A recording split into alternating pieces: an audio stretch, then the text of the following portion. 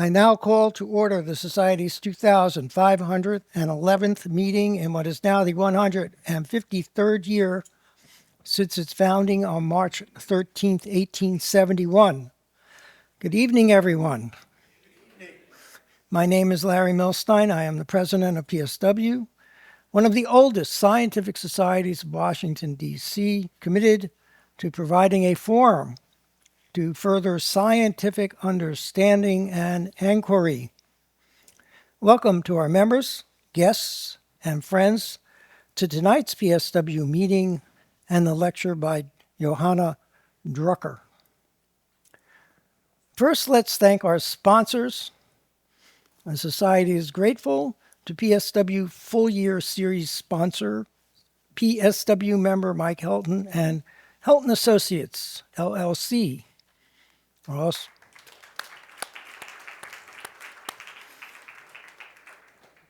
We're also grateful to our series sponsor, PSW member Joe Schulman,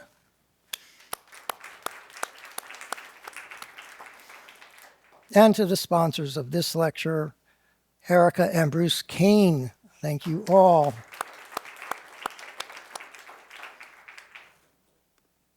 The Society needs your support to meet its expenses, so if you've not given or you feel you can give more than you already have, please don't hesitate to donate.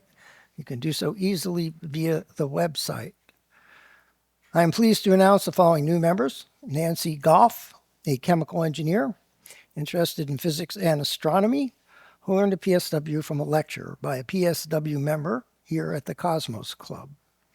And tonight's speaker, Johanna Drucker, who learned a PSW from our invitation to her to speak here tonight, and whose interest will be clear in some small part from her lecture tonight. Please join me in welcoming them to membership.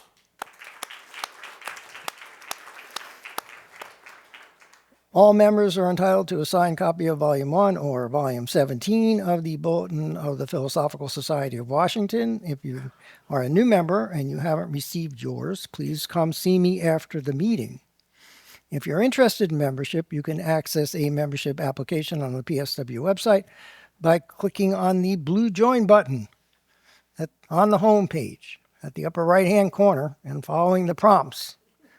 And in order to respond to 1 million questions on this point, you do not have to use PayPal. Look for the tab that says Pay by Credit Card. PayPal's logo is splashed all over these forms because there are merchant processor. They process all these payments, and we use them because they give a very good fee to nonprofits. All right, you can also get to the application form by clicking on the QR code in the cards on the back of the room. And even if you don't want to join, take some cards and give them to your friends. Recording Secretary Scott Matthews will now present the minutes of the 2510th meeting and the lecture by Robert Smith on JWST, From Napkin to Lagrange Point, Key Moments in the History of the James Webb Space Telescope. Scott, the stage is yours. Thank you, Larry. Good evening. On February 21st, 2025, members of the Society and guests joined the speaker for a reception and dinner at 5:45 p.m. in the members' dining room at the Cosmos Club. Thereafter, they joined other attendees in the Powell Auditorium for the lecture proceedings. In the Powell Auditorium of the Cosmos Club in Washington, D.C., President Larry Milstein called the lecture portion of the 2510th meeting of the Society to order at 8:01 p.m. Eastern Time. He began by welcoming attendees, thanking sponsors for their support, and announcing new members. Robert Thompson read the minutes of the previous meeting, which included the lecture by Michael Falkowski and Michael Seablum, titled Remote Sensing of Wildfires. The minutes were approved as read. President Milstein then introduced the speaker for the evening, Robert Smith of the University of Alberta, Edmonton. His lecture was titled The James Webb Space Telescope, Key Moments in Its History. The speaker began by saying that his talk would cover a series of key moments in the development of JWST rather than the technical details. The first key moments were in the late 19th and early 20th centuries, when many prominent researchers predicted that the future of astronomy would yield only minor improvements in observation and analysis. Smith claimed that at the dawn of the 20th century, it was widely believed that the universe consisted of only one galaxy, and that the field of astronomy was reaching a point of diminishing returns. The speaker then discussed the development of large, powerful telescopes, including the 100-inch Hooker telescope at the Mount Wilson Observatory, completed in 1917. He recounted how astronomers like Edwin Hubble used these new instruments to make instruments that he called, quote, transformative. He discussed Henrietta Leavitt's period luminosity relationship for Cepheid variable stars, which was critical in confirming the existence of other galaxies. Smith claimed that by the late 1920s, it was widely accepted that the universe consisted of a large number of galaxies. Smith then discussed the launch of V-2 rockets captured from Nazi Germany at the end of the Second World War. He said that with this program, started in 1946, astronomers began to study the cosmos from above the Earth's atmosphere. He said that by the late 1950s and early 1960s, we had a range of devices which were employed to carry scientific instruments very high into the Earth's atmosphere or beyond it. In October of 1957, the USSR successfully launched Sputnik 1 and placed it in low Earth orbit. While this satellite contained no scientific instruments, Smith claimed that it created a huge response in space activities, and that as a result, quote, science went along for the ride. At this point, he said that Cold War tensions led the federal government to begin funding science above the Earth's atmosphere. The speaker then discussed, quote, panchromatic space astronomy, which included the Uhuru X-ray satellite in 1970, the International Ultraviolet Explorer, 1978, and the Infrared Astronomical Satellite, 1983. He described the launch of Hubble in 1990, the spherical aberration problems with Hubble's mirror, and its subsequent repair in 1993. Smith claimed that Hubble was transformed from one of the biggest scientific failures, being derided and ridiculed in popular culture, to the greatest scientific comeback story of our time. He emphasized that Hubble's success was critical to JWST, saying that without Hubble's repair, it was impossible to envision Hubble's successor. The speaker then discussed advances in infrared detectors, which occurred throughout the 1980s and 1990s, and other technological developments which he called, quote, staggering advances in scientific capability. Smith claimed that the Strategic Defense Initiative, or Star Wars, provided billions of dollars of investment into infrared technologies, which were eventually leveraged by JWST. He discussed how these events led the Dressler Committee to recommend the development of an infrared space-based observatory in 1996. Smith described the formal start of the project in 2002, when the name was changed from the Next Generation Space Telescope to the James Webb Space Telescope. He mentioned the fact that a congressional committee zeroed out the budget for JWST in July of 2011, and that Senator Barbara Mikulski organized a coalition of politicians that eventually overturned this decision. Smith contrasted the political and funding situations between JWST and the superconducting supercollider, which was canceled in 1993. While discussing some of the details of the construction of JWST, Smith showed images of the 18-segment gold-coated main mirror, the structure of the spacecraft, the 4 primary onboard instruments, and the folding deployable sun shield. He described the launch on an Ariane 5 rocket from the Guyana Space Center in December of 2021. He showed data from JWST, including deep field images and exoplanet detection. Smith ended his talk by listing what he deemed to be the most important points for successful completion of scientific, quote, megaprojects. These included scientific needs, institutional needs, political feasibility, public advocacy, and patronage considerations. The lecture was followed by a question and answer period.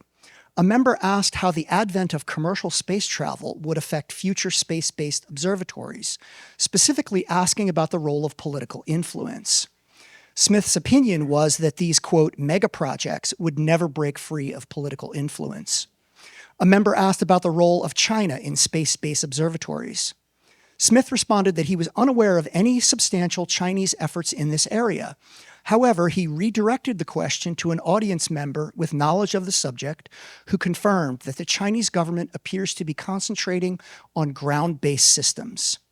A guest on the live stream asked what influence the world's first space telescope, the International Ultraviolet Explorer, had on JWST.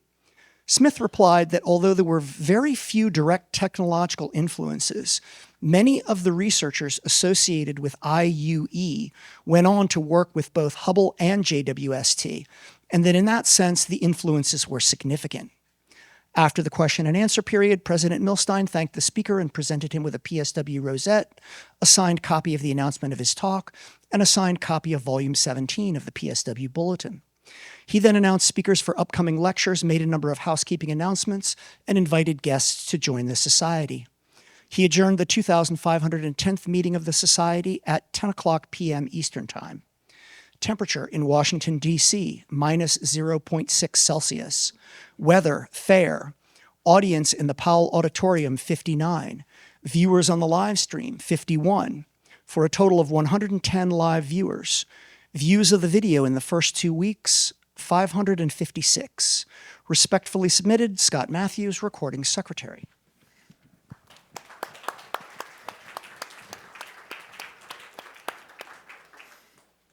Thank you, Scott. Are there any corrections or comments or additions to the minutes?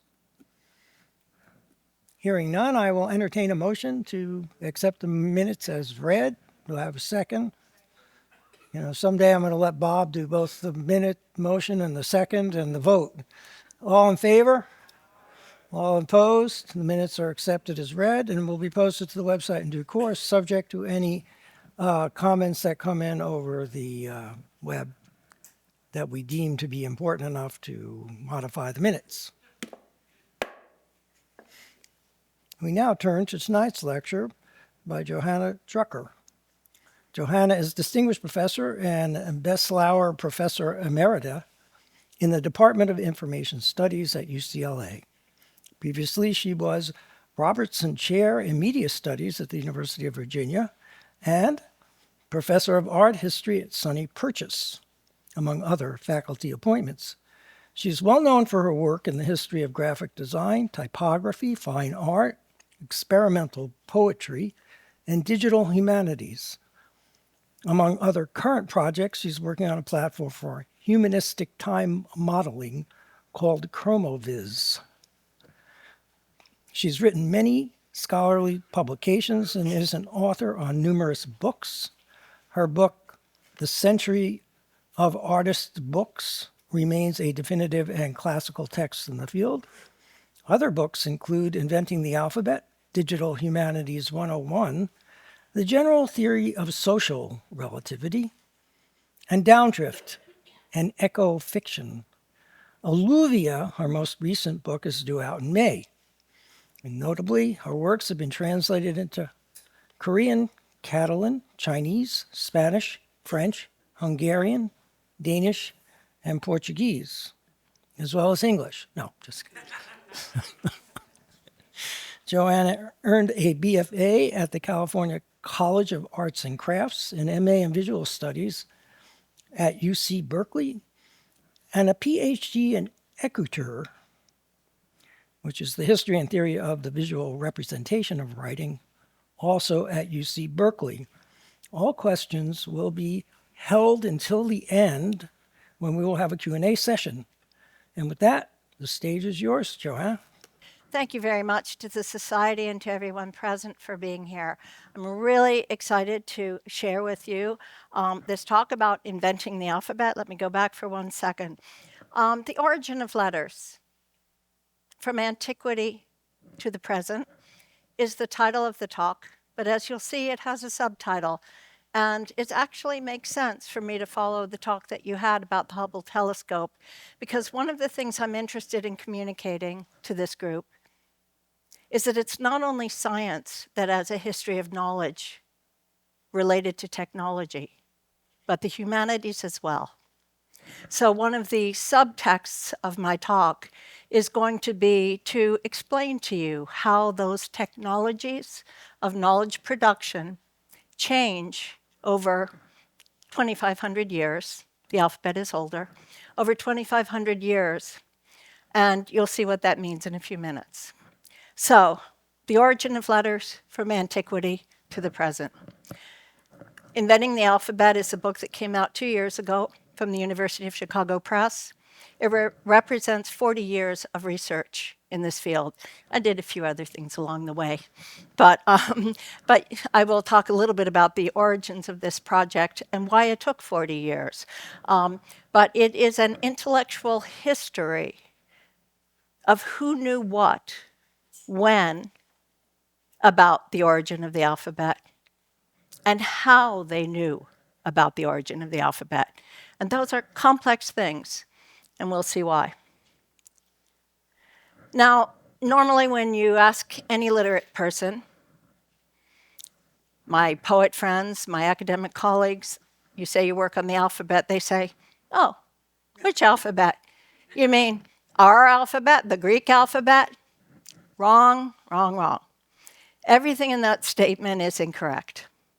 There's only one alphabetic taproot, as I will show you, and our alphabet, the Latin alphabet, does have a relationship to the Greek, but the original alphabet is Semitic, and it's Proto-Canaanite, and it's from the ancient Near East. The Greek alphabet is a later adaptation.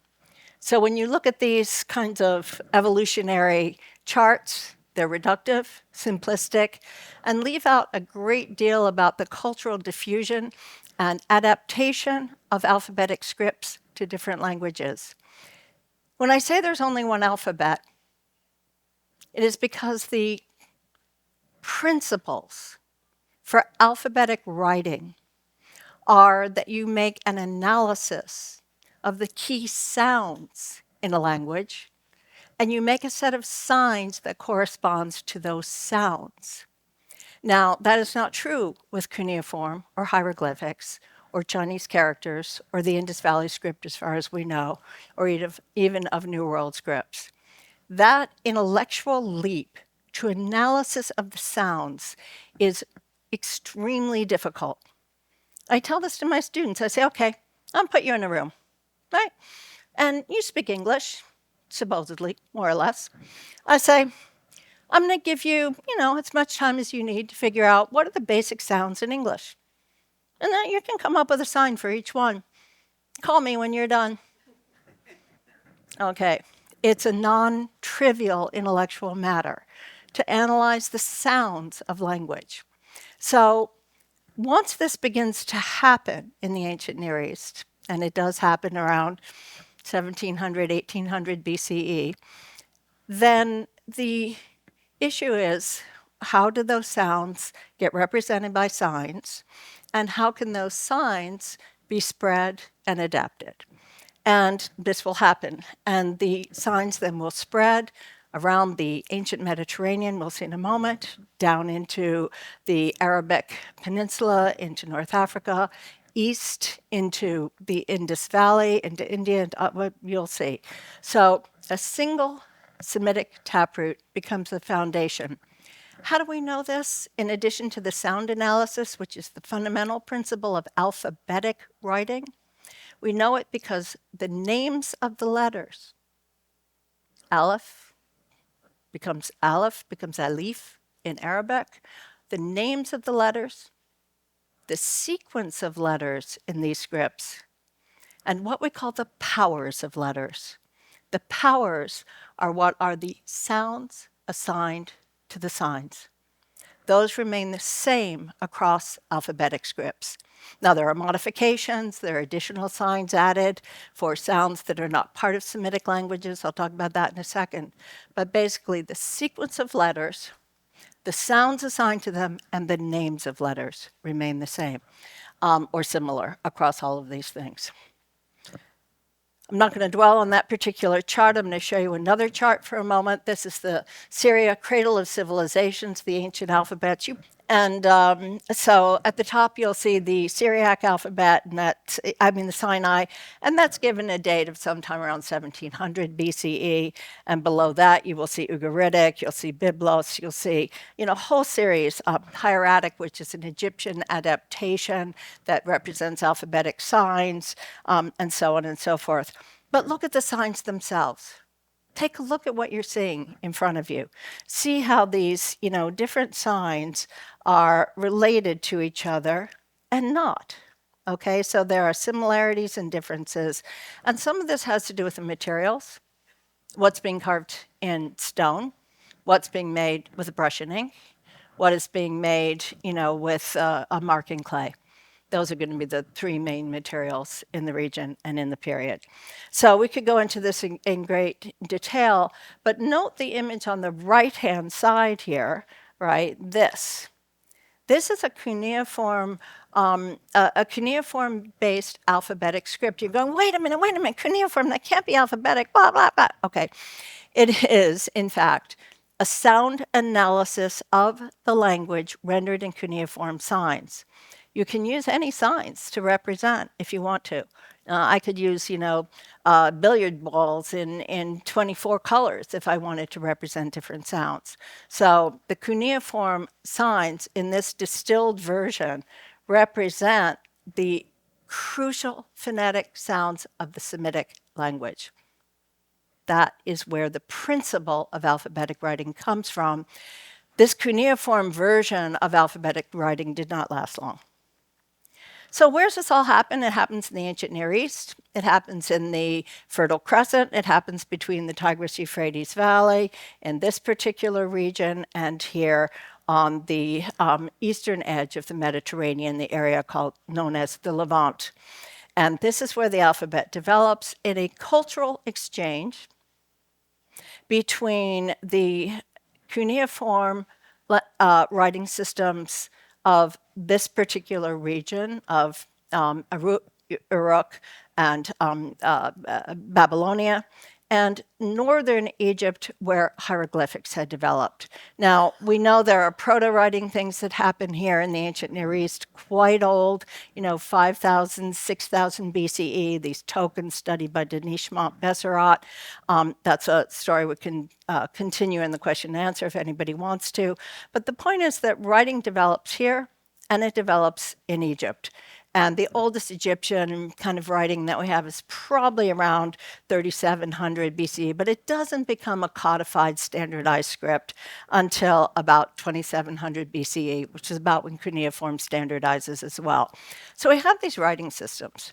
Now, why does that matter? Because they're going to be totally different from alphabetic. It matters because the idea of writing has to already be present for these developments to take place. You have to have a cultural context in which writing will have a value. And what is that cultural context? Well, I hate to tell you guys, it ain't poetry. I know you were hoping it would be. I think you were hoping it would be love songs, that it would be the cry of the heart against the existential conditions of the desert. No. It's bookkeeping, okay? Why do you need writing? Because in this region, you start to have hard grains. When you have hard grains, you can store things. And guess what? You can make beer. And if you're going to make beer and store it in jars, you might want to know if it's your beer, because you don't want somebody coming and taking your beer because you didn't have a label on it. All right. So there have to be a cultural context in which writing takes place. So there's a lot more to say about that, but let's move on. So up until about the 1990s, the understanding was that alphabetic script developed first in that area of the ancient Near East, in the Fertile Crescent and in the Levant, right? In Canaan, in Nabatea, in Byblos, along the coast, okay, that Western Semitic epigraphy. Lo and behold, 1994, John and Deborah Darnell are hanging out up here. Well, we're not in the Levant anymore. We are up the Nile here, near a curve of the Nile near Thebes. And they find these inscriptions. And these inscriptions in the Wadi el-Hol, found in 1994, sort of explode alphabet history, because up until that point, no early alphabetic script had ever been found on the continent of Africa. Later alphabetic inscriptions, yes, but not early. And these are dated to about 1700 BCE. So how's that happening? How are they there? And these are prayers, but they're not prayers to a Jewish God, right? Because, hey, guess what? It doesn't exist yet. Okay, so these are kind of hallelujah to Baal and so forth. So what are they doing here? How's this happening? These are still unanswered questions. You'll be happy to know. But the point is that this changes our understanding of the geographical range within which alphabetic script developed in its earliest proto-forms. Now, again, back to which alphabet? Our alphabet, the Greek alphabet. Okay, take a look at this. It's real hard to read from where you're sitting, so you'll just have to believe me. So what you see here is the Canaanite linear alphabet, and that starts to consolidate around 1700, 1600 BCE. Before that, you have the Proto-Canaanite, you have this and that. This is the taproot from which you're going to get Old Hebrew, Samaritan, which we will see again in a few minutes. You're going to get Phoenician, which consolidates around 1200 to 1000 BCE. You are going to get all the South Arabic scripts, Ethiopic, Amharic, right, and so forth. You're going to get all this geographical range, and you're going to get the scripts that become part of Southeast Asia, right? All the Indian scripts. You're going to get the Latin scripts, developed from Greek, Etruscan, Cyrillic, Gothic. Many of these have, additional signs and adaptations. The point is they have the same taproot. They're all descended from the same root, okay? So just keep that in mind. If you want to know more about the history of the alphabet as it developed, there are excellent books on this topic. I would recommend Joseph Neves, The Early History of the Alphabet, among others. That's not my topic. That was the teaser. I talk about other things. There are excellent works about the history of the alphabet. What I undertook to do, starting 40-some years ago, was to look at the intellectual history of the way knowledge about the alphabet developed, was codified, and transmitted. It's a completely different undertaking. No one had ever tracked that intellectual history. I mean, I can say that not immodestly, just as a statement of fact. Believe me, I know the bibliography. This book, this familiar to anybody in this room?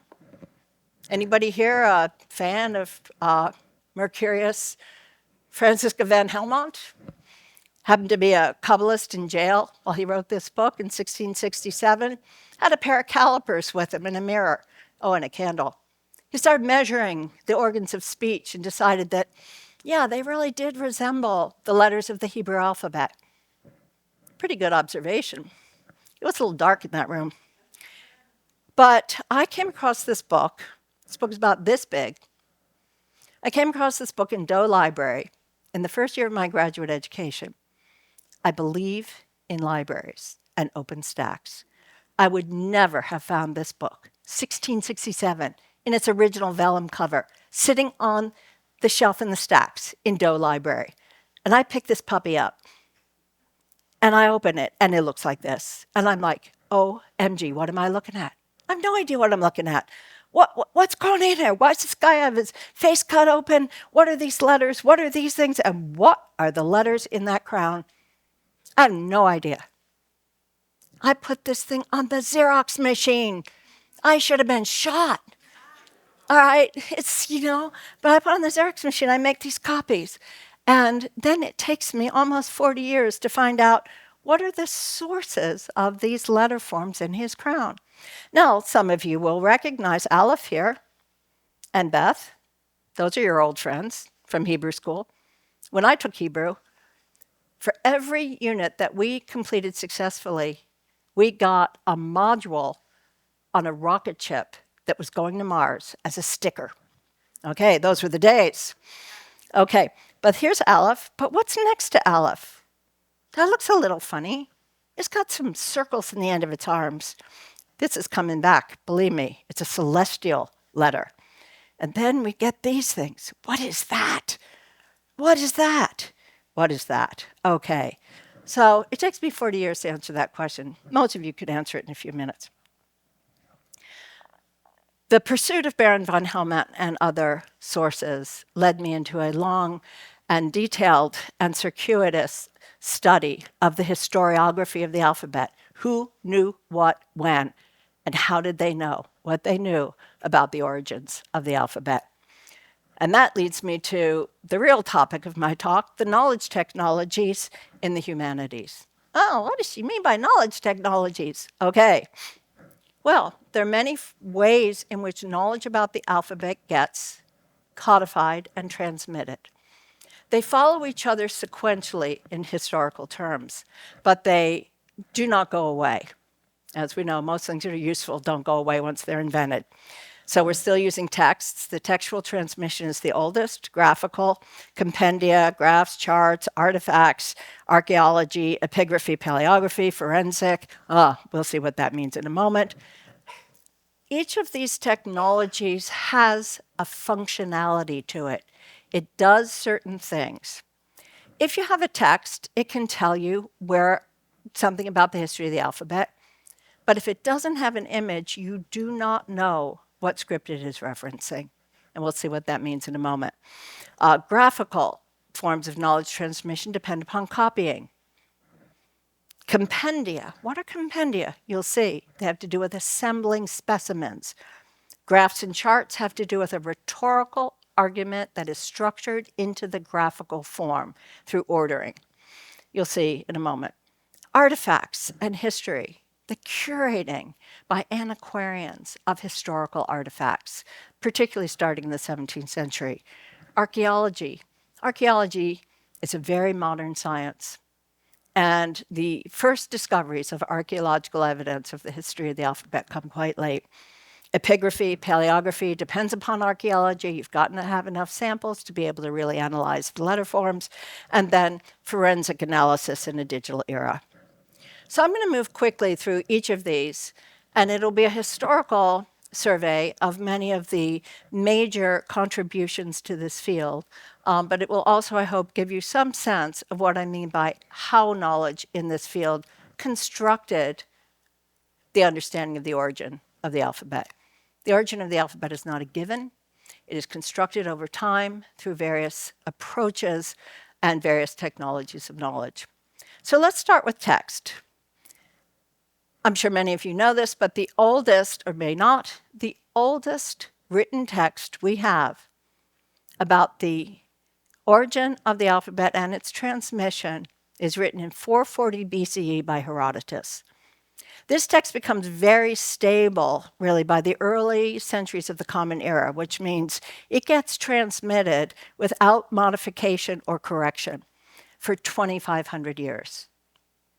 Now, Herodotus has a very interesting report. Herodotus is a very, serious historian. He says, the Phoenicians, who came with Cadmus is a word that means from the east, I'm not going to read this whole thing, brought the alphabet. They brought the alphabet to Greece. This is Herodotus in 440 BCE.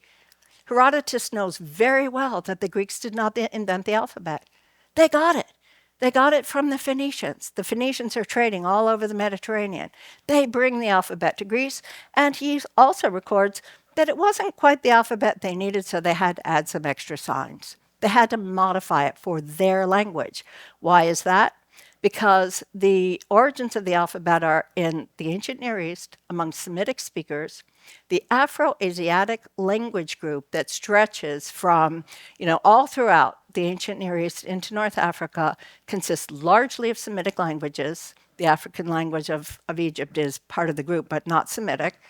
And when the alphabet came to Indo-European speakers, they had need for more explicit annotation of the vowels, right? This common knowledge. But Herodotus knew this, right? He knew perfectly well the Greeks did not invent the alphabet. So this text comes forward. It is cited over and over and over again throughout the literature from the Middle Ages, the 16th, 17th century.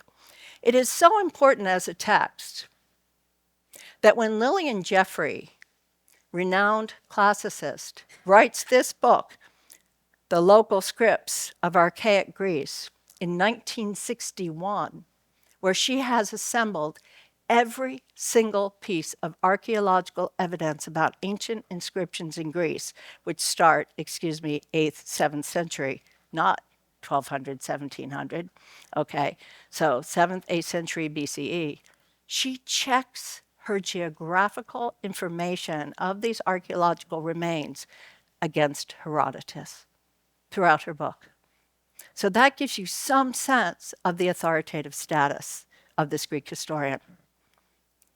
So the alphabet spreads. It comes from the Levant. It comes from the coast here, Tyre, Tyre and Sidon, and modern-day Lebanon. But again, it originates further east, and then it spreads. And it spreads over land, and it spreads by sea. And there are multiple variants of the Greek script as it arrives. What this doesn't show is that it's also spreading all along here and further west as well. So the alphabet spreads through trade routes. There's a lot of debate still about what kind of cultural context would have been sufficient to allow the idea of writing and writing practices to take hold. You know, you don't just show up. It's not like salt. You don't just hand it off. Even salt needs a little acculturation. So one main textual artifact is Herodotus. We got some other textual witnesses as well. And where do they come from? The Old Testament. But as you know, the oldest existing, pieces of Old Testament information are only in the 1st century, the Dead Sea Scrolls. We don't have any ancient texts, witnesses.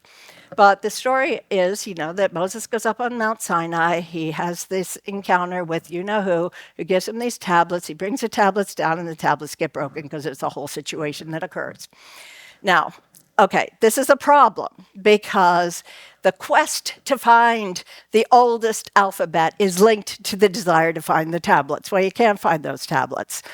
It's not even clear where Mount Sinai is. That's also a huge question for debate. But the tablets have every letter of the Hebrew alphabet.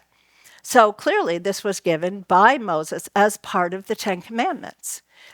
But how could Moses read the Ten Commandments? Because he just went up there. So God must have, right, okay, so these debates occupy volumes, all right, about when did Moses learn to read? When did Moses learn to write? Maybe he never learned to write. Maybe he only got the tablets, et cetera, et cetera.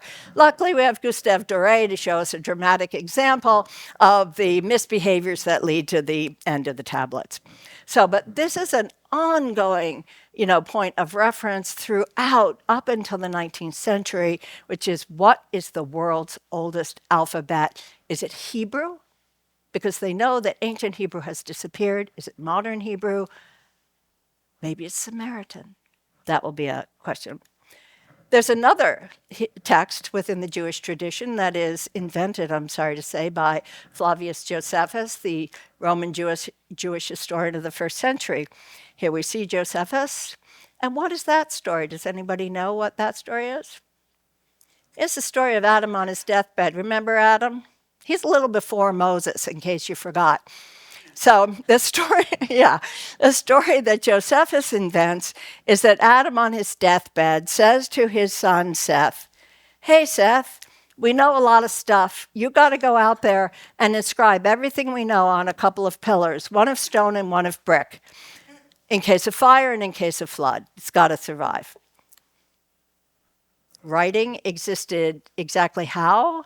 Before Moses got the tablets. So the search for the two pillars of stone and brick also occupies 17th and 18th century pilgrims to the Far East, hoping they will find evidence for this. But this also persists. Enough about texts. Let's get to the interesting stuff. So, all kinds of script forms come into being from the 1700 BCE period, 1500, 1200, and they get used. So if you're using Arabic, which doesn't come into being till the early centuries of the Common Era, or you're using, Hebrew, or you're using, Samaritan, which continues to exist, or Syriac, then it has a life. It gets copied. How does it get copied? Usually by scribes learning what we call the ductal patterns, the stroke patterns. If you learn to write, you learn the stroke patterns. Every time you make a letter, you don't look at a model of a letter and then copy it like a picture. You know the stroke patterns, right? But get this. There are a number of alphabetic scripts that only exist as specimens. They are never used for texts. They are exotic alphabets. And among them is an alphabet which you see here at the bottom. And this is an alphabet, you see it reproduced here in 1606, but you see it also reproduced here in a 12th century manuscript right at the bottom from Nuremberg. This is an alphabet attributed to Ethicus Ister. Anybody here know Ethicus Ister? Ethicus Ister is a mythic figure, a pilgrim who went to the Near East and wrote a book called Cosmographia. And as part of the this is authentic aspect of these texts, alphabets, exotic alphabets, were inserted into the manuscripts to say they really went there. It's like a tourist, kind of badge. So Ethicus Ister's alphabet is copied all over the European medieval period and shows up largely in the company of runic alphabets. But it gets copied as a specimen. Think about that. That means somebody had to see a copy of it in order to reproduce it. So copying becomes another mode of transmission of these alphabets. Here we see Ethicus Ister's alphabet again in the Beaufort manuscript, very famous manuscript in the British Isles in the 11th, 12th century. We see it here in the 12th century. You can barely see it. So copying becomes another mode of transmission of exotic scripts that continue to be reproduced well into the 19th century with authentic lineages and pedigrees attached to them.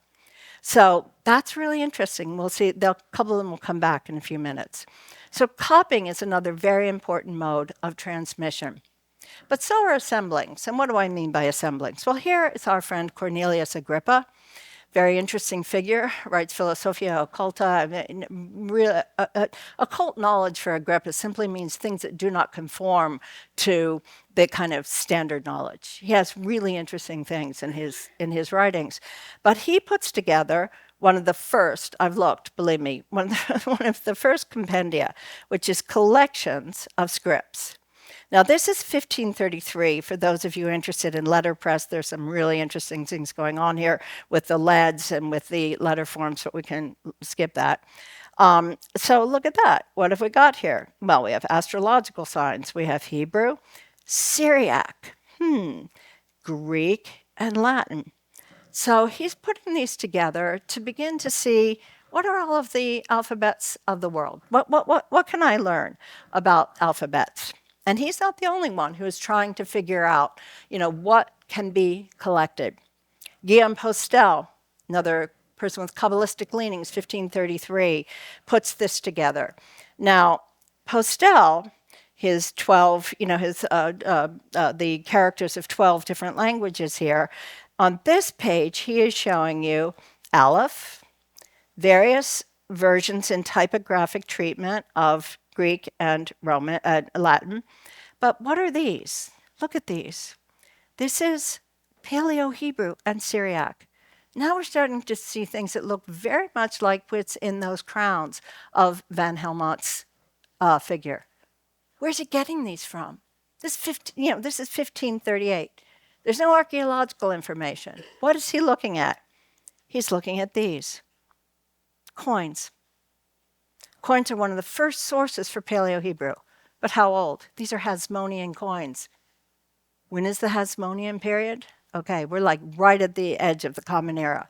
So there's no Paleo-Hebrew evidence, but he's taking this off of Hasmonean coins.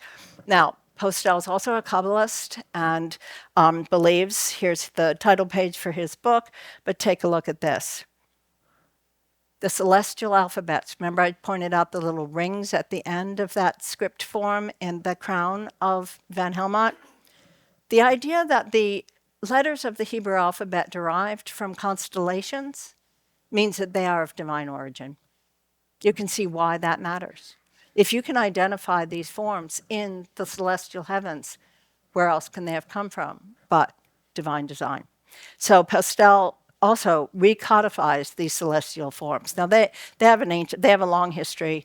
They are found in the 3rd, 4th century in incantation bowls when Niebuhr, unearths the palace at Nineveh, but we can talk about that later. So the point is that Postel is trying to figure out, as many people are, what is the original alphabet? What is the oldest alphabet?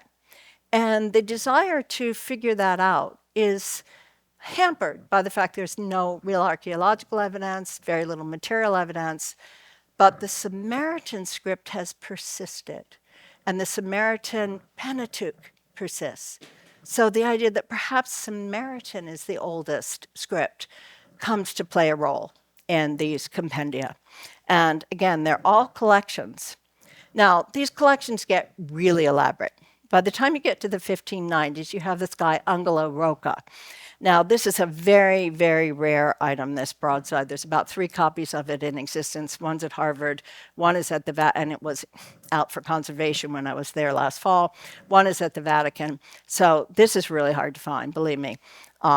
But if you start to look at this, all of the variations and of language, of alphabets and languages, this is put together by a man who had access to the entire Vatican library.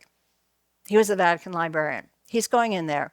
And you may remember the propaganda fides of the Vatican and the desire to spread Christian knowledge and the need for fonts and type and so forth. But he puts this compendium together. This little bit is from here. And I doubt you can really see this, but if you could, you would see that he is attributing this alphabet to Adam, this alphabet to Moses, this one to Abraham.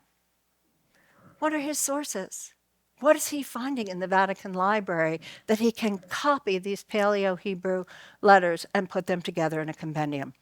And it's because of these compendia that these scripts come forward, copied over and over again with their attributions. Rocca is constantly cited in the literature, as is this splendid thing, which I'm showing you just the top of, that has 72 different scripts on it, put together by a man with a fabulous name, like who doesn't want to be named James Bonaventure Hepburn, thank you. And he does this in 1616. This is an engraved plate. And, the scripts on here, like the ones for Rocca, look at this, Chaldean, Seraphicum. These are angel alphabets, super celestial, right? Celestial, angel, right? The Persian alphabet, which is actually a form of Arabic. So, it's like, this is incredible work. They're going in and culling from manuscripts, from obscure texts, right? There's no fonts. There's no printing fonts, right, for these. These are all copied out of some kind of specimen and put together. So these are incredibly valuable documents. And these scripts then get codified, collected, and passed on in other compendia. This is Richard Hakluyt, Purchas's Pilgrims. If you take a look, you'll see the celestial script here at the top. You'll see this angel alphabet. And again, these are scripts never used for texts, only copied as specimens. So, and yet the sense that these are the original letters, that these are somehow divine letters, becomes part of the intellectual history. And this comes forward all the way into the end of the 19th century with this magnificent volume by Edmund Fry, Pentagraphia, accurate copies of all the known alphabets of the world. And believe me, Fry is trying to do it. He was a punch cutter. He cut all the punches to print these scripts. And here he has Chaldean. He has a whole set of Chaldeans, Chaldean number 2. And look at this. Theseus Ambrosius, you remember him? All right, very important figure, asserts this character was brought from heaven by the angel Raphael, by whom it was communicated to Adam, who used it in composing the Psalms. Did Adam really compose Psalms? I thought that was somebody else. After his expulsion from the terrestrial paradise, well, he had to do something once he wasn't in paradise anymore. And then some authors pretend that it was Moses who did this. And look here, the source. Thank you, Mr. Fry, he tells you it's from Duret, page 119. Okay, I'm going to stand here now and find out how long it takes you to find Duret, page 119, using your Google search. And again, this was part of my work. I was really interested in these transmission histories. Who was Theseus Ambrosius? Who was Duret? Why did this codification take place the way that it did? And where did that particular set of letter forms come from? Because there is no text that uses these. So these compendia become amazing repositories of history and lineages and so forth.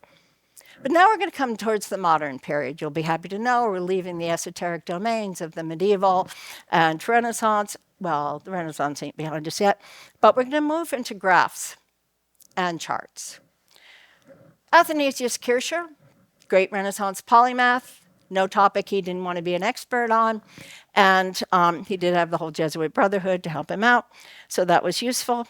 So in his book from 1679 of the Tower of Babel, he puts together a chart where he is looking at all of the known scripts that he knows. Okay, so we have the Latin letters, and we have, something that's partly Hebrew and something that's celestial, and we have something that really is Paleo-Hebrew, but he calls it Samaritan, and so on and so forth. What's going to be interesting about the charts and make them different from the compendia is that they are comparative. Where the compendia are sets of specimens stacked and put into a grouping, the charts are going to make a different rhetorical argument. And the argument they're going to make, this is Kircher's chart, appropriated by a wonderful historian, Wilhelm Gorey, who puts everything into Sunday school stories for you, in case you were wondering what world we were in. There's an obelisk in the background just to kind of set the scene. All right. But as we move forward with charts and graphs, we get to this magnificent volume by Thomas Astle from 1784. So you know we are now in the period of rational modern organization of knowledge. It's the period of the encyclopedists. It's the period of, real sort of systematic knowledge organization. Astle is the keeper of the keys of the Tower of London. He has access to quite a library. And Astle writes this book on the origin and progress of writing. And Astle puts together these charts. Now take a look at these. He has collected every specimen he can of each letter form in this particular script, right? This is the Canaanite alphabet. This is the antique alphabet. And he puts these together, and the argument here is these are related to each other. They're part of a set of signs. They're related to each other. That is a graphic rhetoric that he is using. Now, one of the problems of charts is that the letters get lifted out of context. You don't know what size they are. You don't know what material they're in. You don't know what words they're in. They're just the signs.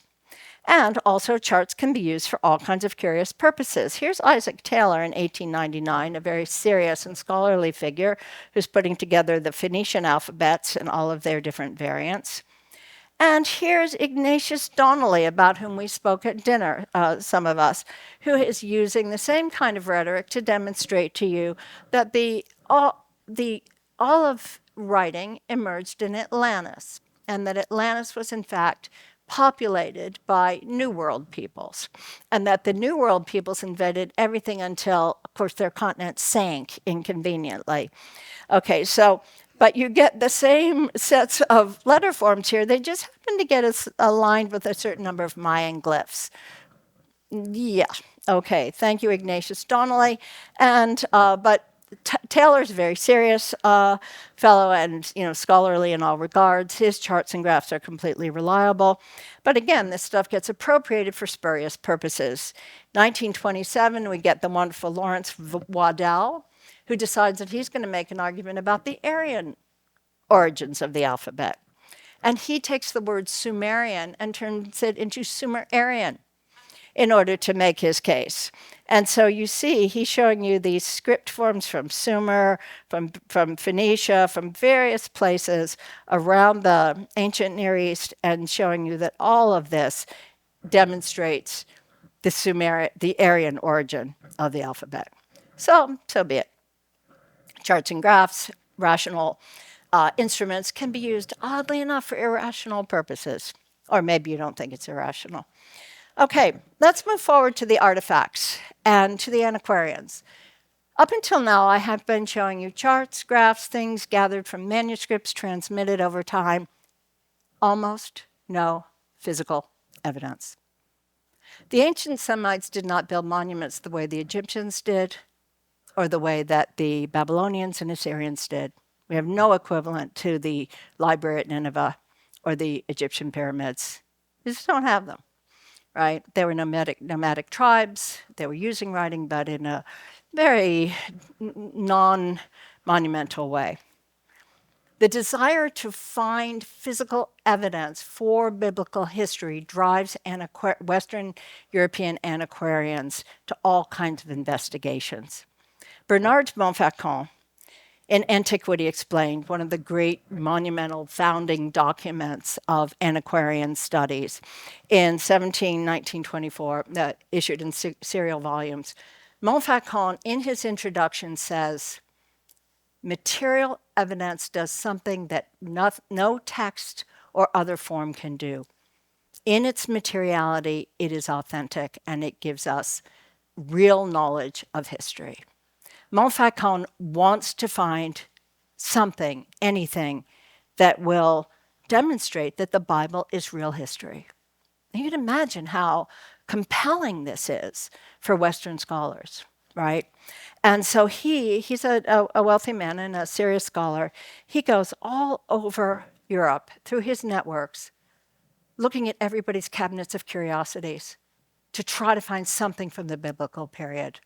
And again, the best he can do is Hasmonean coins from the Roman period. There's really still almost nothing from biblical time. But the antiquarians begin to say, artifacts matter. We have to have artifacts, not just copies, not just references, not just texts. And so just a few years after Montfaucon, you get Edmund Chisel with his chart. He is, again, using these same, if we were to go back and look at Guillaume Postel, you would see the cup and the branched bush here, they're the same coins. There's still almost nothing, all right? There's no physical evidence linking the alphabet, biblical history, to a location in the ancient Near East until the middle of the 19th century. That's pretty late. That's pretty amazing. And when it appears, it situates the origins of the alphabet within a geographical and cultural location. It's really transformative. Then it's not about letters in the skies, it's, and so forth. Now, there were earlier attempts to track some of this. This is Richard Pocock, Inscriptions from the Sinai, from 1743, a description of the East. And Pocock was a wealthy explorer. He's there. He sends some of his crew up onto these cliff sides in the Sinai, because again, the sense of tracking the exodus from Egypt. And yes, there are all of these inscriptions. They're there. But Pocock doesn't quite know what to do with them. He has them copied. He does rubbings and brings them down. Right, so they're there. They know these are there, but there's still not a sufficient archaeological context to really understand them or to translate them. And then this happens. 1855, there's a French attaché. There's a cave outside of out of Sidon on the coast of the Mediterranean. And this guy has this idea that there might be treasure in it. Let's go down and take a look. He sends one of his, minions, let's just say, down in. And what do they find? They find this. This is a black basalt sarcophagus carved with an inscription. And it is the sarcophagus of Eshmanazar II, 6th century BCE, a known figure named in the Bible. His history is, documented and explicit. And look at this inscription. This is sophisticated, well-developed Phoenician script. All right, this is not amateur writing. Compared to what Pocock is seeing in the walls of Sinai, this is highly very developed writing system, and it can be read. This is copied and circulated internationally within 2 weeks of the discovery. There's incredible attention to it to try to figure out, and then it gets deciphered, and it turns out that indeed it tells the tale of Eshmunazar. This is so monumental for archaeological evidence and history, and of course it gets taken out of its original site and taken to France, where it gets acquired by a nobleman, and it is set on an ox cart where it is bedecked with flowers and taken to, I mean, you know, the whole thing. Okay. So, as my students say, colonialism. Okay, so once we have archaeological evidence, then you can start to do serious paleography. Then you can start to really study the script, because you don't just have these kind of copies of things. You have a location, you have a language group, you have a culture, you have a whole set of contextualizing conditions. So epigraphy. Now, I know you're tired of seeing charts, and this is one of the most beautiful charts. It's by Mark Lidzbarski, Russian-born, moved to Poland, went to Berlin, it's all kinds of stuff. But what you see here in Lidzbarski is, again, a scientific, and I say that deliberately in the sense of it's scientific, it's empirical, it's rational. And not only does he copy all of these signs from different sources, he tells you what object they are from and what location they were in. And he does this for every single script that he is studying. Lidzbarski is considered the founding figure of Semitic epigraphy, and with good reason. And if you start to look at these, you see the variations. The variations are, how long is that stroke? What orientation does it have? How open is it? And so forth. Now, this becomes important because when we come into the contemporary period, I'll show you in just one second, that every tiny little detail is going to matter in terms of figuring out where exactly in the ancient Near East a particular inscription was made. But meanwhile, we have this wonderful discovery in 1905 by the great Egyptologists William Flinders Petrie and Hilda Petrie. And they are on a diplomatic mission going from Egypt to Jerusalem. And they stop off in the Sinai because that's the route. And they're camped. And Hilda goes out and says, "Hey, guess what, Flinders? I see something." And she sees this. And this is this magnificent little sandstone sphinx with its inscription on it. And this, again, at 1905, becomes one of the founding kind of archaeological evidences of this of the movement of Semitic speakers into and out of Egypt in around it's dated between 1700 and 1500 BCE. And so again, this is an homage to Baal, and it's considered one of the earliest proto-alphabetic inscriptions. So we get our archaeology. Petrie starts to look at the formation of the alphabet, really in structuralist terms. He says it's not like a set of blocks that you take places and leave behind. It's much more of a cultural diffusion where the idea of writing, these signs, move around people, pick them up, adapt them, transform them for their own use. In 1912, and I do map this to structural linguistics in terms of the theoretical principles that Petrie's using, he writes the formation of the alphabet. He's also looking at all of these scripts in terms of their location around the Mediterranean and how they modify and get transmitted and transformed. And then I mentioned to you the Darnells and this discovery in 1994. So epigraphy becomes so specialized and so sophisticated as a field of study that you have figures like Benjamin Sass, Israel Finkelstein. When you find a single potsherd with 2.5 glyphs on it, Sass can tell you by looking at the length of a stroke and the orientation where it might have been made and when. And that's partly because there is this thing called the, I'll blow the name. It's this, the corpus of Semitic inscriptions. I won't say it in Latin. But it has, in 1966, it had about 6,000 inscriptions recorded in it.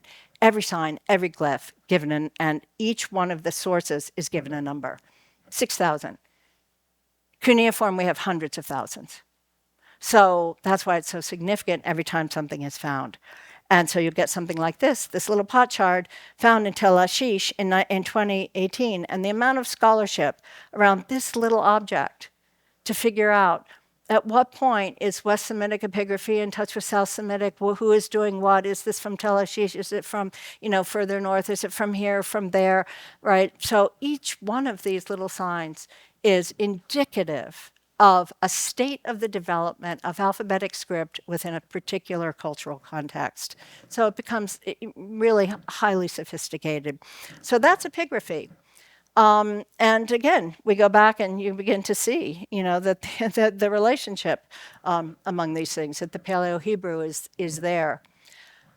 The final technology I want to mention to you is forensic analysis. The Western Semitic Epigraphy Project at USC makes use of various kinds of imaging techniques as well as computational aggregation of the outstanding features that you could identify with every imaging technique to begin to analyze things that are otherwise illegible. So they have, this kind of stuff, all kinds of imaging, all kinds of ways of analyzing various artifacts. And so you get to the point where what do you have on the left? Little piece of chocolate chip cookie dough burnt in the oven, happens to be the Dead Sea Scroll fragment. And then on the right, you have what can be done through all of this imaging technology. So again, it's, the forensic analysis adds a whole new dimension of legibility to otherwise illegible items. Recent discovery was this in El Mara. Is it 2500 BCE? That's the date of the artifact. Is it alphabetic? Probably not. But the flurry of discussion around it was very interesting. Again, raising the question of what don't we know and how don't we know? In coming to the end then, I just want to recap. I've talked to you about origins of the alphabet and the transmission of knowledge about the alphabet through various different kinds of technologies of knowledge production that construct their object, right? It's like the alphabet doesn't exist a priori in its origins. It is an object of intellectual inquiry that gets constructed through these insights and analyses. Why should you care? Why should you care about what I've just presented? And I'll give you three things that matter to me. All right, because on some level, it's just antiquarianism. It's like, yeah, she likes going down these rabbit holes. There are three things I think matter. One is, to me, this was an entire intellectual history that was not known. Imagine not knowing about, Samuel Johnson, Daniel Webster, the encyclopedists, and their role in the codification of language and knowledge. Here's an entire intellectual history, such that Claude Duret can cite Theseus Ambrosius, who is cited, right? Nobody knew it. It was not tracked. And these are people whose work is so it represents a kind of scholarship that is so difficult to imagine, that how Claude Duret in the beginning part of the 17th century can track these sources into all of these variants. It's really quite amazing. So to me, I wanted to recover that intellectual history and put it forward for another generation. The second thing is the politics of script. The fact that so many of my intellectual colleagues will say the alphabet is Greek is part of what Martin Bonal in Cadmean Letters identified as an anti-Semitic streak in Western culture. And I point you to Martin Bonal's Cadmean Letters for a history of 20th century thought in British classicism and its distortion of the origins of the alphabet. So to me, there's a political issue there as well. And then, it's also just that, the understanding of humanistic scholarship as embedded in technologies is not something that is commonly talked about. You would not, in science and technology studies, you would not talk about, microbes without talking about the invention of microscopes, because microbes don't exist before microscopes in some profound conceptual sense. And so to introduce this into the humanities, I think, is really important, so that knowledge does not appear to be independent of the techniques by which it is produced. So those are my three takeaways, even if you forget all of the charts and graphs. Okay. So we have time for questions. Okay. If Name, are you a member? Yes, I'm a lifetime member, David Rosen. If Moses really, if a historical Moses really existed, more or less as it states in the Bible, wouldn't he only read Egyptian hieroglyphics? So Uh, wouldn't the tablets have been written in hieroglyphics? that's not what the Bible suggests, sir. So again, I believe the tale is that Moses goes up on Mount Sinai, comes back with the tablets, as well as with the capacity to read them, and they are indeed in Hebrew. As we are lacking the tablets, and as Moses has not bequeathed to us any direct, yeah. Red microphone. My name is Paulos, Paulos. I am not a member yet. My question involves basically all the alphabets you presented us with today were pretty much phonetic, like an abugida, if you will, where each character has a phonetic sound as opposed to a concept or a meaning. What is your take on the Armenian alphabet, which an alphabet I personally find very interesting because some of its characters look like some characters of other of Semitic alphabets, say the Amharic alphabet, but the sounds are very different in it. So, what is your take on how that fits into all this? So the Armenian alphabet, as you probably know, was a deliberate intervention. It's Mashrops who develops it, and he takes forms of the Greek alphabet and then gives them a specific form for Armenian. But the sequence of letters, the number of letters, the names still conform. So Armenian is still related. It's just that, like Cyrillic, it was a moment at which somebody deliberately decided that there needed to be modifications for that particular language, but it still follows the same sequence and so forth. So Armenian and Cyrillic are two well-known specific transformations of the glyphs, the signs, but not the principles, as you rightly point out. They're still phonetic, they still represent sounds, and the names of the letters and the sequence of letters still follow the alphabetic tradition. So yeah. No, it's an interesting because Mashrops deliberately does this, and again, he has there are reasons for this, linguistic as well as cultural. So yeah. Blue microphone. Archaeologists member. So forgive me, I think there's something I'm fundamentally not understanding. So could you explain to me what is the relationship between alphabets, which represent sounds, and other modes that represent words, like hieroglyphics and Chinese characters? I just don't know that. Sure. No, it's a really good question, and it's a fundamental question. So the writing develops independently in human culture in a number of different places and times. It develops in China around 1700 BCE, in the Indus Valley earlier, but doesn't sustain. In the New World, there are script forms that develop independently in spite of Ignatius Donnelly and Atlanta Smith. And there's a Bronze Age writing systems in Crete, Linear A, Linear B, right, and Egyptian hieroglyphics, as well as Sumerian pictographs and Easter Island script. And there may be other, independent developments. But none of those were based on phonetic analysis of language. They represented things, ideas, words, and then categories of things. So that, for instance, in Egyptian hieroglyphics, you have classifiers that can be used in front of a sign. So that if you have a sign that stands for something, say liquid, it might say inebriating liquid or nourishing liquid, right? So beer versus milk, I'll leave it to you which one is nourishing and which is inebriating.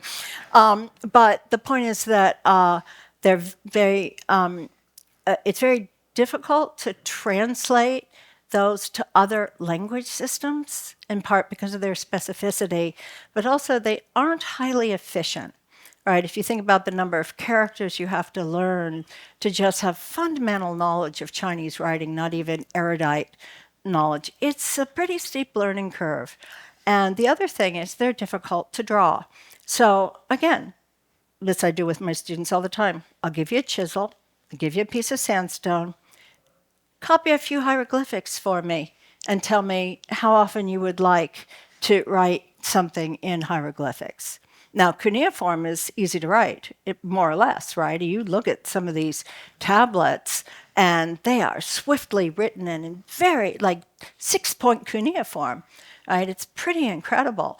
And again, that is part of the reason cuneiform scripts got to be used for so many different kinds of communication purposes. So that you have letters home from somebody who's on a trade route saying, hey, if the cow doesn't show up with this tablet, it means that so-and-so has taken that cow along the route. And by the way, how are the kids? So again, the swiftness of writing of cuneiform in clay made it something that cuneiform became the common script of the ancient Near East before alphabetic condensation of signs into a more efficient system. So cuneiform was adopted for multiple different language groups, right? But it wasn't based until that Ugaritic tablet, it wasn't really based on sound analysis. So think about it, 25 signs versus hundreds, drawing a picture versus making a mark. So you can see why the efficiency makes a difference. And when the Renaissance rediscovers Egyptian hieroglyphs and has a whole field day with the idea of direct communication to the eye of language, it leads to the development of philosophical languages that are based in picture form. Fascinating, area of study.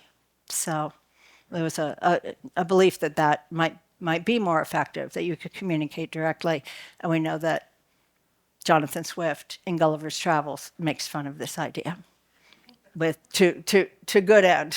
But Does that answer your question? they're different. Why does Chinese exist? Well, because Chinese culture had reached a point where writing was a useful aspect of its, cultural activities. I mean, first invented for divination. Right, oracle bone divination is the earliest Chinese script forms that we have. And, divination serves a purpose culturally as well as, individually. So why does writing exist in the ancient Near East? Again, for bookkeeping. So there's all kinds of reasons why writing exists. Make a record, a record for history. Let's go to the red microphone. Pick that up later. Thank you. Timothy Thomas, I am a member. I'm wondering about the partner to writing. The reading and writing go together, right? One doesn't exist without the other. And I'm wondering what we can deduce about the readers of these various scripts and languages. How many of them were? What's the minimum number you can have? Of readers to support readers. writing? That's a great question, and I know that literacy in the ancient Near East has been pretty well studied. There's a lot of work on the schools that were developed in Assyria and so forth, for not just for training of scribes, but for other activities within administrative for administrative purposes. But common people had no real need to be able to write necessarily. But you have certain corollaries. In other words, you have things like brands that you put on cattle. So there's a level of literacy that's common literacy that acknowledges that a brand establishes ownership and that your brand is not my brand. So you can see how that's a kind of basic literacy in a sense. But we know that the scribal class in Egypt was a certain kind of echelon, and that people were trained into it. And then, literacy becomes more widespread. One of the, again, theories about alphabet development in Egypt and the Sinai comes from a woman named Orly Goldwasser, who's been looking at the sort of activities of mercenaries who had gone into Egypt in various areas, who seemed to be developing, scribal practices. And she has a theory about what level of literacy they had and their development, or was it something that developed in and was spread so that they knew about it. We know, for instance, that there's a lot of, salacious, graffiti epigraphy that was left behind in early periods by people who knew how to write and were interested in recording things that had occurred in their vicinity, right? Or just even kind of like, I was here. I was here. It's a fundamental human impulse. Like, yeah, I'm here. I'm going to leave a little mark, right? Not just I liked this afternoon. So again, it's the question of literacy is also, among what populations do these things circulate and for what purposes? So I think it wouldn't even be one form of literacy. There'd be multiple forms of literacy in any moment. Wait, I don't think your mic's on. You asked a question. Where are there some of the scripts I was showing you that were never written as texts? Yes, celestial alphabets, the alphabet bequeathed by the angel Raphael to Adam. Others of things, Ethicus Ister's alphabet, which again comes forward accurately copied and repeated, but there are no texts in Ithacus's alphabet. Now, again, this travels with runes, and the runes are used for texts. Now, again, they're alphabetic. They also have come from the alphabetic root. But yes, some of these specimen alphabets are only passed on as specimens and copied. Yeah, and preserved that way into the present. There are the websites, with the purple background and the flickering silver stars, where you can still find some of these scripts.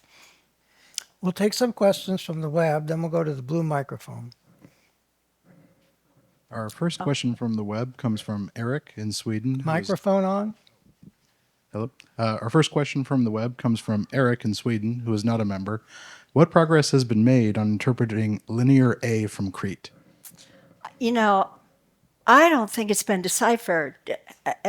As far as I know, it has not been deciphered, which is really interesting given the kind of, tools for cryptography that exist in the current computational world. So, but as far as I know, it hasn't been deciphered.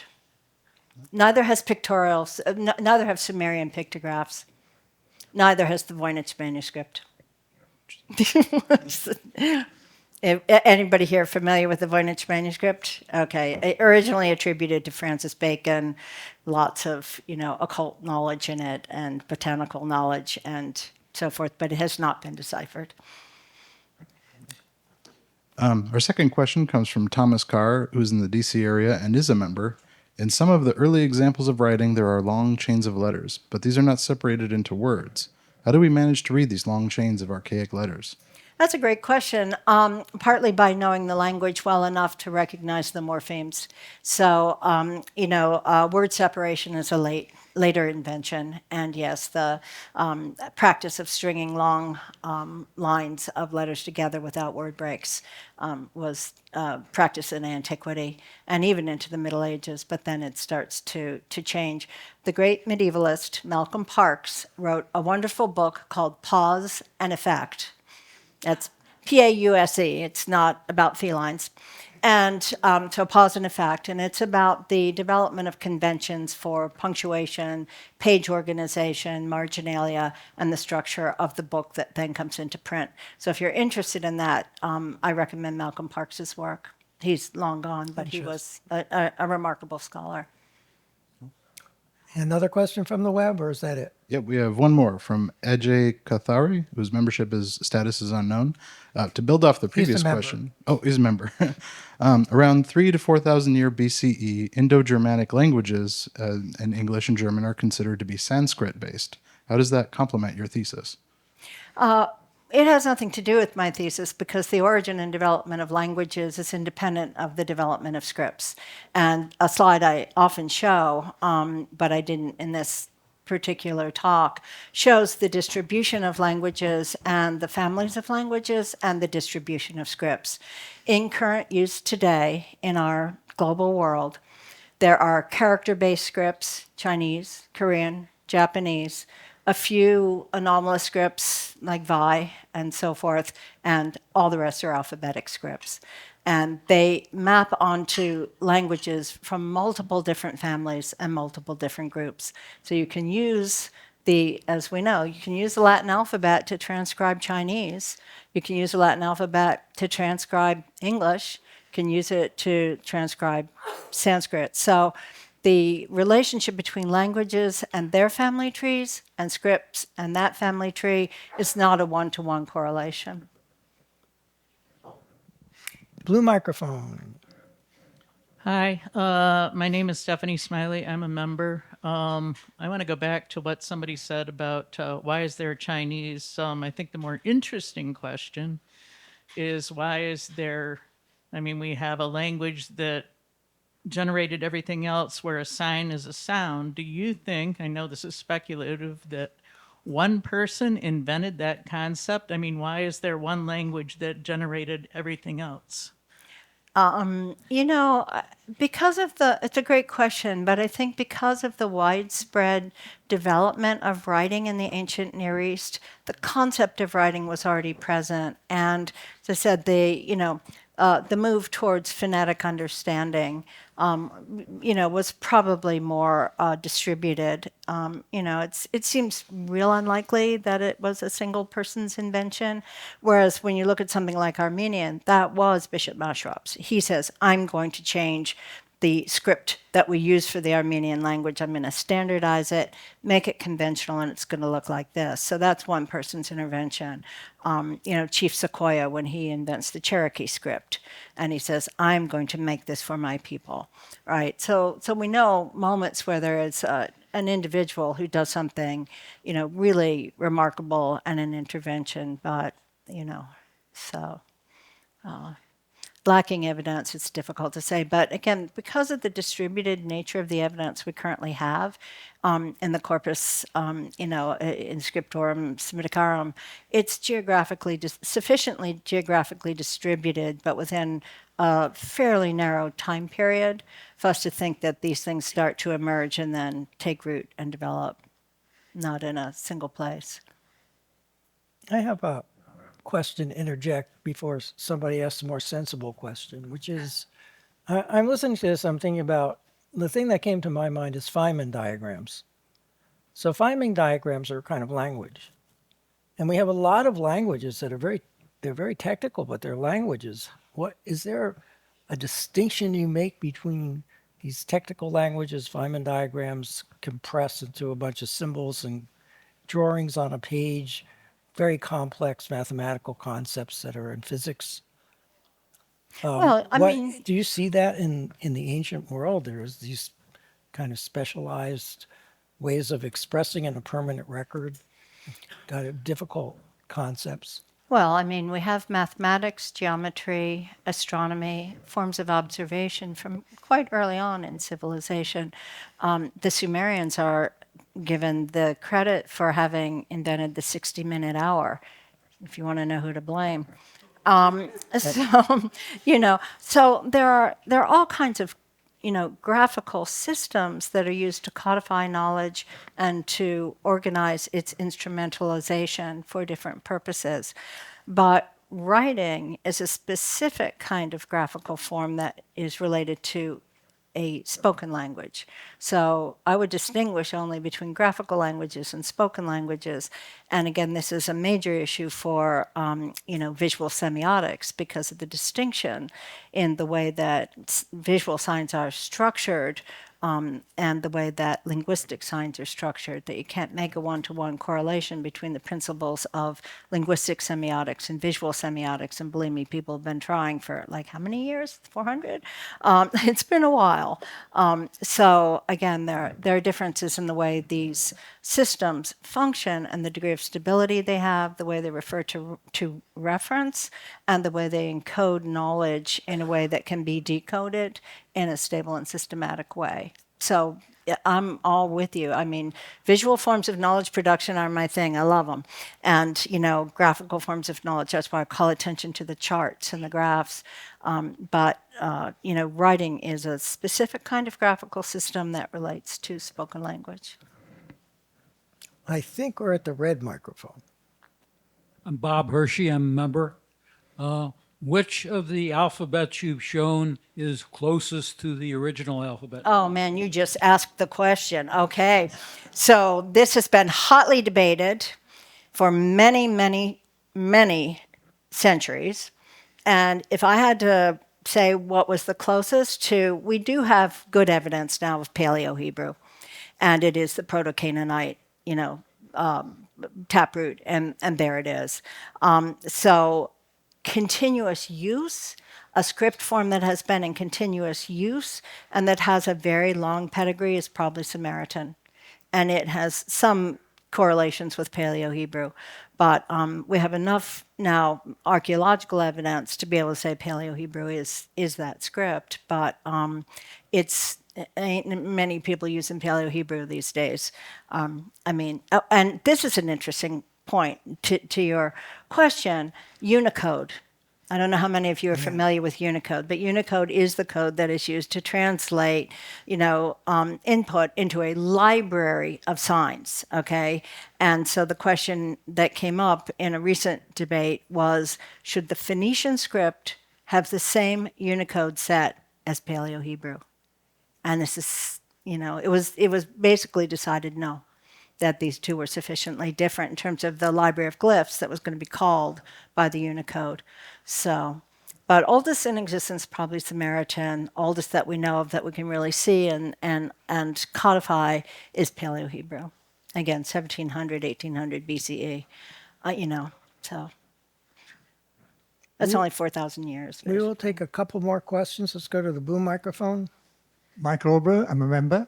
My question is more about the order of the letters in the alphabet, in particular the sounds. Forget about the script, but we have A, B, C, D, E. It doesn't seem logical. Is there an understanding of how that order developed, and is it common to the different scripts? Okay, so it's common among scripts. Again, the order, the sounds, and the sequence. But one thing that's interesting is there have been all kinds of interesting theories about that sequence and how it came about. I can point you to Alfred Kellier, The Psychogenetic Origins of the Alphabet, if you're interested in, let's just call it esoteric thought. And it's a fascinating thesis. He thinks Aleph got together with Bet and they had little Gimel.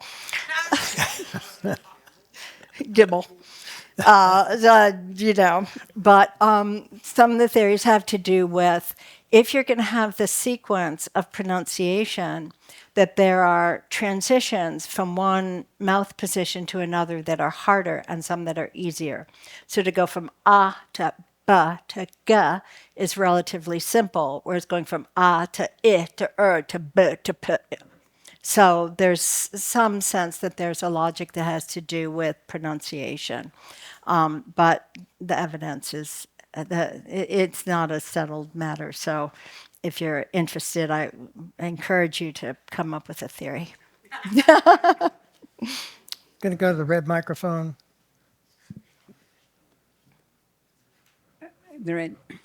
Hi, I'm Frederica Derima, and I'm a member. Frederica Derima, I'm a member. Thank you for taking us to this excursion of the history development of the alphabet. My question, first of all, regarding the question that was asked before, has been the AI used that, keep track of the change of the patterns and the correlations of patterns as a means of, looking at what is the sequence of the language evolution of each letter? My other question, so that's sort of maybe for the break. My question is, we have the pictorial languages, which are the Chinese, Japanese, and then the hieroglyphics also are pictorial languages. And in between them, we have the alphabet kind of based languages. How come there is such this bimodal kind of distribution of the language expression in pictorial versus alphabetic kind of related? Well, it's a good question, but you have to recognize that these writing systems grew up independently. and at a period of time where cultural exchange is present but not necessarily fluid. So why does Chinese dress look so different from Western dress? Right? They're different. Okay, there are different costumes, there are different modes of dance, different modes of music, different instruments, and so forth. So these are, sort of things that develop locally and then begin to diffuse. What's remarkable is how much the alphabet diffused and became used. And again, because it was efficient, it was adaptable. You could use it for almost any language, and so that made it, something that could travel more, more quickly and be adopted by more people. So, I mean, more different cultures and different language groups. So again, it has to do with isolation. It has to do with, cultural patterns of diffusion and exchange. It has to do with custom.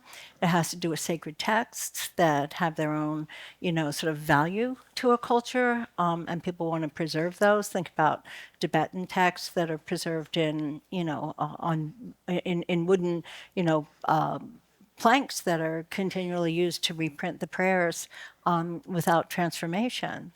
So there are many cultural reasons, really, though the writing system that the Tibetans use is part of the alphabetic language system. At what point the writing diverged, let's say, from left to right versus right to left? Yeah, the ancient script, Top to bottom. Well, top to bottom comes pretty quickly. But except again, like in Mayan glyphs, there's a spatial dimension to the way that the pieces of the signs assemble with each other. Sorry. And hieroglyphics also use the graphical space differently. But, the left to right writing system is still in place when the Phoenicians are distributing the alphabet around Phoenicians didn't invent it, they just spread it around the Mediterranean. And then gradually the left-right really comes to predominate within the, adopted script modes.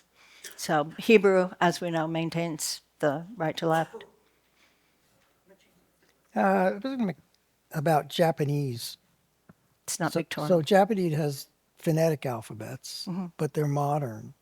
But there is also the ideographic language, largely adapted from Chinese, but they also seem to add phonetic characters to some of them. It's kind of a mix. Is that a modern development, strictly speaking, or does that go back a ways? I think it's relatively modern, but modern means what, 17th, 18th century. I mean, it's been around for quite some 17th, time. 18th century modern. Yeah. It's not really. We do have I think, blue microphone there. My name is Daquan Roberts. I'm not a member yet, but I will be soon. So taking all of the information that you gave us today, and like kind of compressing it in my head, I guess in a certain way. I just had a quick question. Like how might emerging technology such as AI-driven communication and augmented reality influence the future and shape the usage of the alphabet? Good question. What I especially like in your question is the phrase alternative reality, because I think we're seeing that every day. And so, but certainly, and it goes to the question that our colleague up here asked, which is to what extent can AI be used for some of the analytic activity, to look at patterns, to recognize glyphs, to, what computational techniques are good at is looking at things at scale. So seeing patterns that if a human being had to go through every single glyph on every single, be impossible in a lifetime to do that and keep it in your head. Now, AI doesn't have to keep it in their head, they keep it in their system. So again, for that kind of analytics, it's extremely useful. But and it's like OCR, right? OCR needed to be trained. Original OCR was pretty crude, and then little by little OCR became more and more sophisticated and able to do more things. But it's a training issue, and having a sufficiently authoritative and stable data set to train. So that's another issue, because when you look at early instances of Semitic writing, they're not very stable, they're not very standardized. So it does take,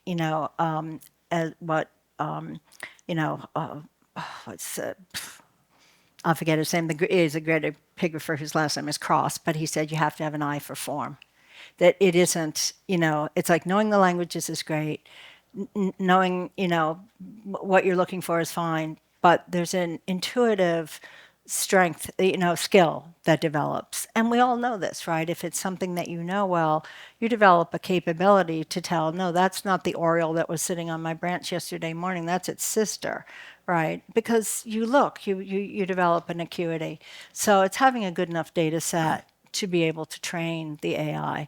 And given the small amount of the Semitic corpus, it's probably statistically not going to be so successful. But you can ask the statisticians in the room. So I think we're out of time, so we're going to wrap up the Q&A here. So before you go, we have a few gifts for you. One is a framed copy of the announcement of your talk, signed by all the members of the General Committee.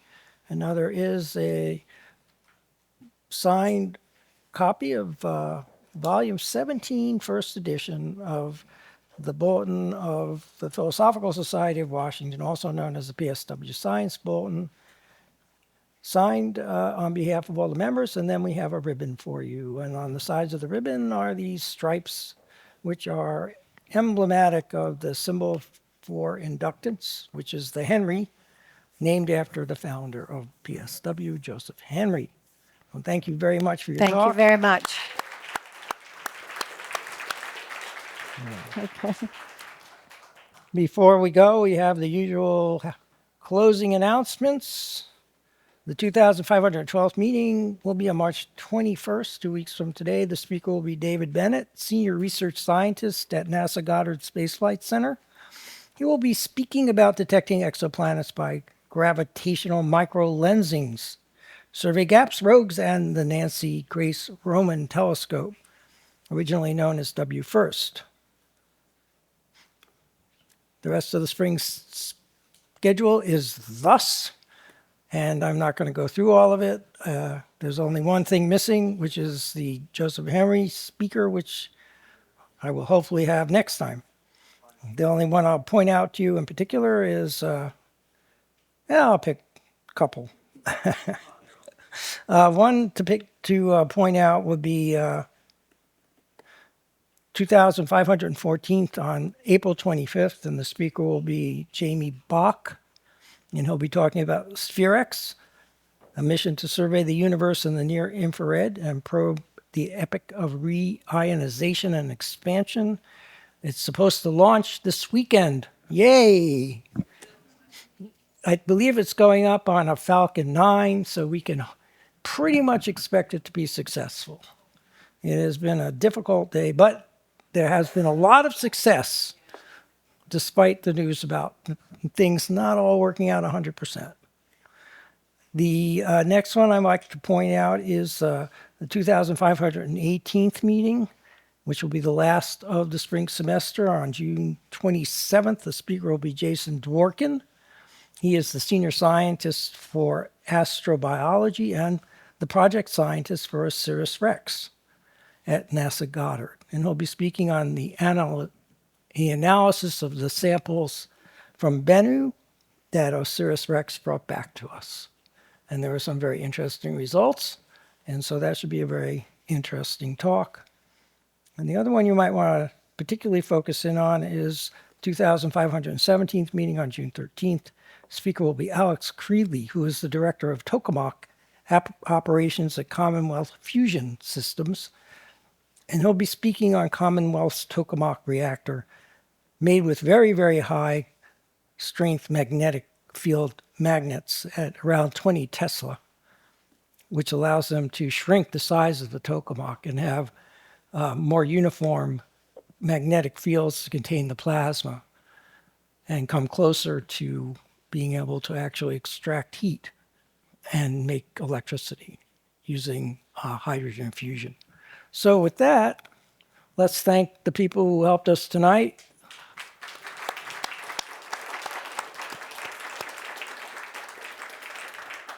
And with that, I'll take a motion to adjourn.